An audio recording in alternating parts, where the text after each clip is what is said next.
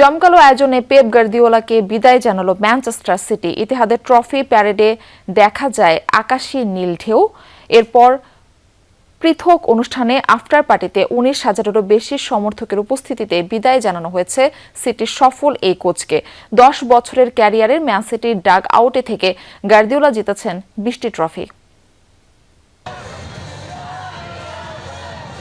দীর্ঘ এক দশকের গৌরবময় অধ্যায়ের অবসান। ম্যান সিটি ছাড়ার বার্তাটা আগেই দিয়েছিলেন। শেষ ম্যাচটায় হার দিয়ে চোখের জলে বিদায়টা সুন্দর না হলেও সিটির হয়ে উজ্জ্বল এক ক্যারিয়ার পেপ গার্দিওলার। এই বিদায়কেই স্মরণীয় করে রাখতে ইতিহাদের আকাশী নীল ঢেউ আছড়ে পড়েছিল ম্যানচেস্টারের রাস্তায়। আকাশী নীল ধোঁয়ায় ছেয়ে গেছে চারিপাশ। ছাদখোলা বাসে হাসি মুখেই নিলেন ভক্ত সমর্থকদের অভ্যর্থনা। প্যারেডের পুরো রুট জুড়ে ছিল সিটি সমর্থকদের স্কার্ফ আর পতাকার সমুদ্র। প্যারেডটি নর্দার্ন কোয়ার্টার থেকে শুরু হয়ে শেষ হয় ইতিহাদ স্টেডিয়ামের কলিনবেল স্ট্যান্ড রিসেপশনে। এরপর স্টেডিয়ামের কাছে কোঅপ লাইভে আয়োজিত এক পৃথক অনুষ্ঠান দ্য আফটার পার্টিতে অংশ নেন ১৯,০০০-এরও বেশি ভক্ত, যেখানে একে একে মঞ্চে গেল এক দশকে জেতা ট্রফি নিয়ে উঠতে থাকেন ম্যান সিটির খেলোয়াড়রা। সবশেষ ভক্তদের করতালি আর জমকালো আয়োজনে বিদায় নেন গার্দিওলা।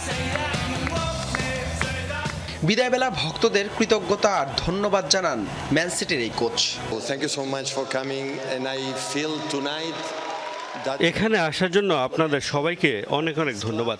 আজ রাতে আমার মনে হচ্ছে এটাই হলো সেই বন্ধন যা এই ক্লাবের সাথে আমাদের গড়ে উঠেছে। আপনাদেরকে অনেক অনেক ধন্যবাদ। কৃতজ্ঞতা প্রকাশ করার মতো যথেষ্ট শব্দ আমার জানা নেই। এখন থেকে আমার জীবনের বাকিটা সময়, আমার হৃদয়ের একটা অংশ সবসময় আপনাদের জন্য বরাদ্দ থাকবে। সবাইকে অনেক অনেক ধন্যবাদ।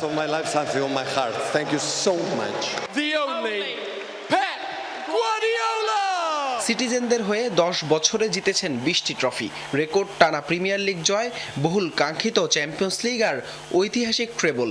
সিটির ডাগআউটে একের পর এক শিরোপার রঙিন গল্প লিখেই বিদায় নিলেন পেপ গার্দিওলা। হাসান আল মারুফ, যমুনা স্পোর্টস।